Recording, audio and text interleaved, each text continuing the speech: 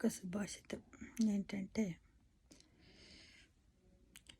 శ్లోకం అన్నమాట. దివ్య దీర్ఘాయురారోగ్యం సర్వసమత్ప్రవర్ధనం సకల మానస సహార్థ భావనా వృద్ధిరస్తు నః. అంటే దీని యొక్క తాత్పర్యం ఏంటంటే, దీపావళి దీపకాంతి మనందరికీ చక్కటి జీవనము, ఆరోగ్యము, సకల సంపదలతో కూడినటువంటి అభివృద్ధి మరియు మానవులంతా స్నేహంతో కలిసి మెలిసి జీవించే భావనను పెంపొందించి మనకు మంచి మార్గము చూపుతుంది. ఏది? దీపకాంతి అంటే దీపాల వరస అని.